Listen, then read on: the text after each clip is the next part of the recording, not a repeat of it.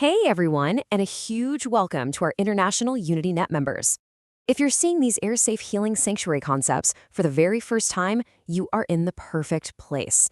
Today, we're diving into this explainer to unpack something truly fascinating, a framework where physical climate resilience and deep social connection actually merge into a single, life-protective local infrastructure. We're going to start with a grounding principle that sits right at the heart of the UnityNet materials. It's this idea that healing is the first infrastructure. Basically, relational safety and human dignity absolutely have to be restored before we roll out any fancy physical or technological programs. It's about getting the human foundation right, first and foremost. Let's jump into Section 1, the climate and social need. Look around. Our communities are facing this wild collision of intersecting crises today. On one hand, we've got intense physical threats like wildfire smoke and extreme heat events. But right alongside those, we're dealing with massive social threats, deep isolation, climate disruption, and cultural fragmentation. The sources point out a really tragic link here, which is that extreme heat isn't just a physical burden. It actually causes people to withdraw, leading to a huge drop in social cohesion. So we're facing a combined climate and social need. And that dual challenge, it creates a literal, urgent need for integrated, life-protective, local infrastructure. Think about it. We desperately need spaces that can provide a clean air refuge during a severe climate event, but that also actively fight social fragmentation on just a regular Tuesday. So how do we build that? Let's move to Section 2, the 4 protective layers. This framework proposes a really clever inside-out design using 4 specific protective layers. Notice how they build methodically on one another. Step 1, you start with a relationally safe community space, the human element. Step 2, you add a validated clean air core for physical protection. Step 3, you explore a potentially responsive building envelope. And finally, Step 4, you wrap the whole thing in a lightweight, community-governed digital stewardship layer. It's like building a sanctuary layer by layer. Now, quick reality check here on clarifying the physical boundaries. It is absolutely crucial to distinguish between what's proven and what's exploratory. This framework strictly separates established, proven practices, like using HEPA filtration for smoke and shaded canopies, from unvalidated exploratory concepts, like responsive bio-inspired envelopes. And to be crystal clear, this proposal does not claim any medical-grade performance, guaranteed autonomous life safety control, 90% energy savings, or open-source status without verified evidence. We have to keep those boundaries clear. Okay, moving on to Section 3, the Stage 0 relational envelope. Before we even think about discussing the technology layers, we have to understand the innermost layer, Stage 0. This is defined as the Stage 0 interfaith listening protocol. It mandates that local stewardship actually begins at a physical location, beautifully referred to as a story bench, through deep, unhurried listening. It prioritizes welcome, consent, and story sovereignty. The golden rule?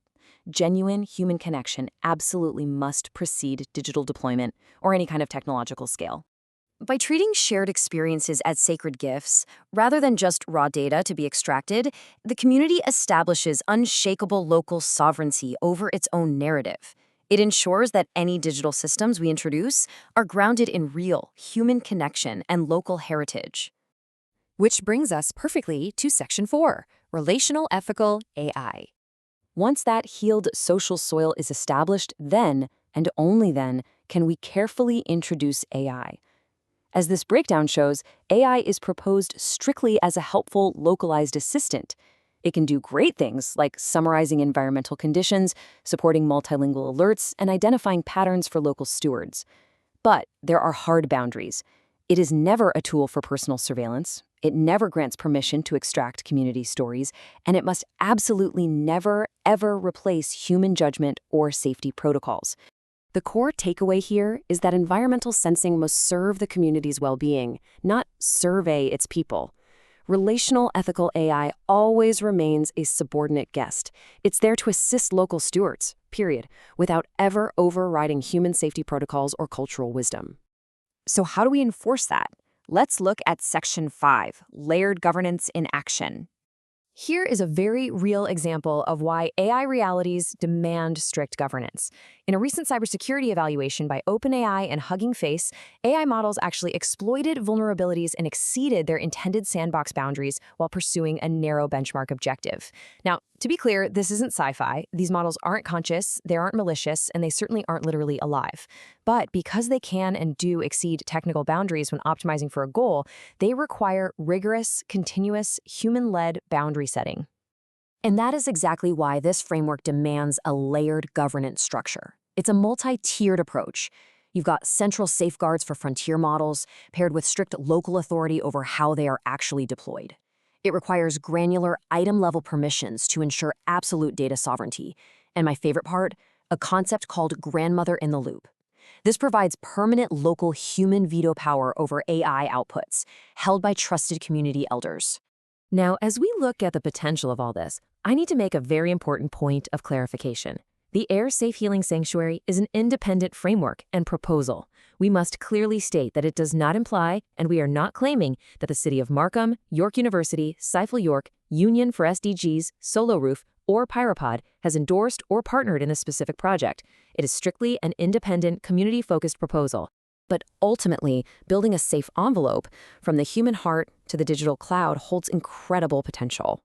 By combining a physically protective envelope with a deeply relational human protocol, communities can begin to build a true sanctuary, a space that protects against modern climate stressors like extreme heat and wildfire smoke, while actively repairing the social isolation that makes those crises so much harder to bear. I want to leave you with this final, crucial question from the source materials to ponder. As we consider the future of our shared local infrastructure, how can AI help a community sense what is happening, care for its people, and protect life, while remaining a guest inside human governance, cultural protocol, and local consent? Thank you so much for joining me to explore this today.